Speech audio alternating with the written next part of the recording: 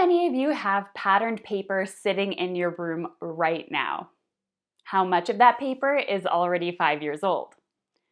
How many of you go into your favorite box store and you buy yourself one of those paper pads because it's 50% off that you might use one day? One day you might need that occasion of patterned paper you just bought.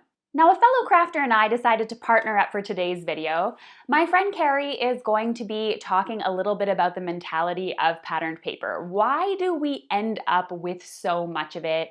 And why we keep buying more and more of it, even if it just tends to pile up. Big reason we don't use our patterned paper is scarcity. Have you heard of a scarcity mindset? It's a constant focus on what we don't have enough of. Big pile paper, and I'm talking about not enough. Let me show you.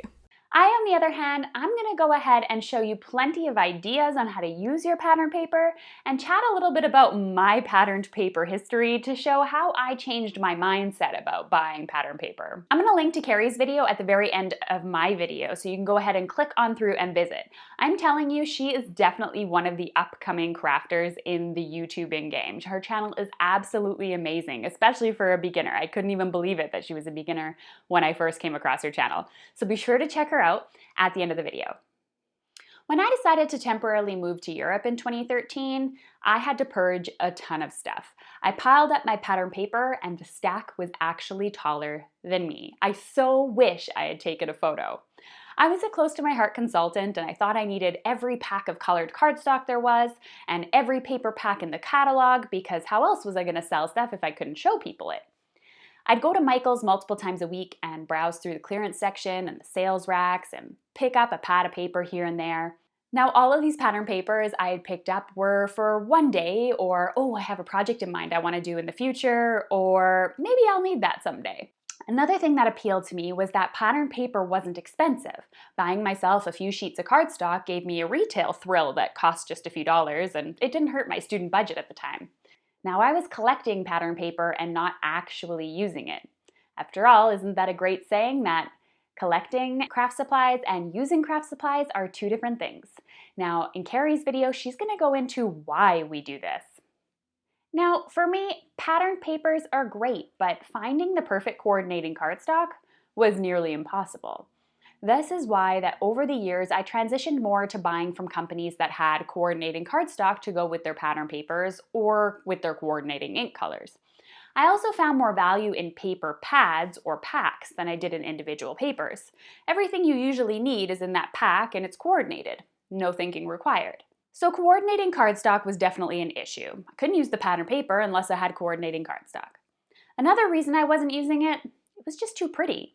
As a kid, I collected beads for jewelry making. I would open the bead bin and stick my hand in the container and feel the beads against my hands.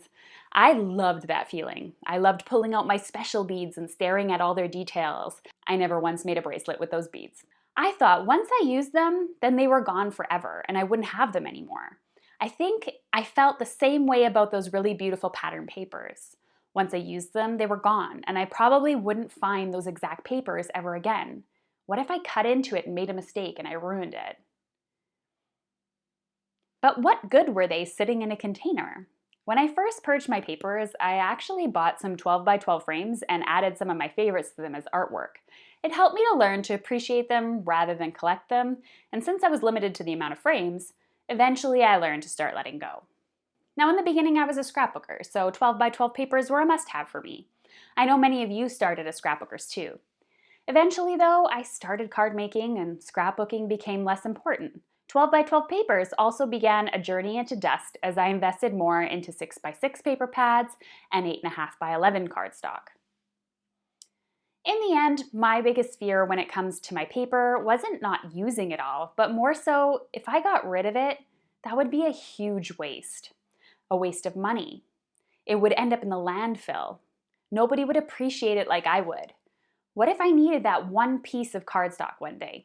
I know it sounds a bit ridiculous and like it's the most first world problem ever, but they were my legitimate feelings at the time, and this is something I spent years collecting and investing my time in, and I know plenty of you feel the same way too.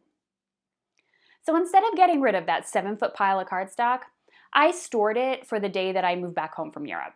Pattern paper had been sitting in my craft room for years. It's not like it's going to go bad. It would be there when I came back. Flash forward 3 years later, when I returned home, I walked into my grandfather's basement where I stored my stuff and thought, I've lived without this pile of stuff for 3 years. I don't even remember what's in it.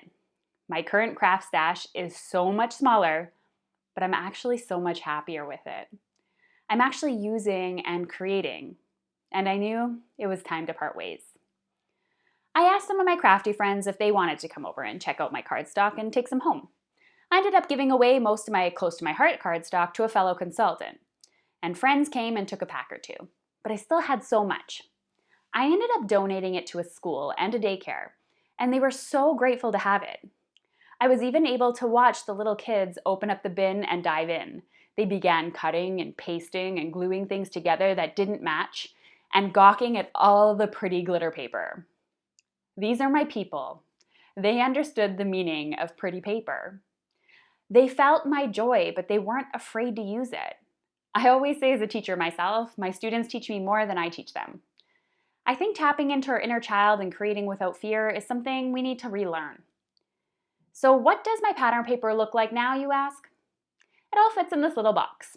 I pull it out from time to time, and it's super manageable.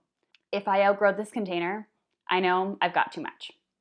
Now, if you happen to be interested in learning a little bit about the mindset and why you got to this point with your patterned paper, then don't forget to check out Kerry's video here. Don't forget to subscribe to her channel, leave her a comment, let her know that I sent you. She's an amazing YouTuber. You won't regret it.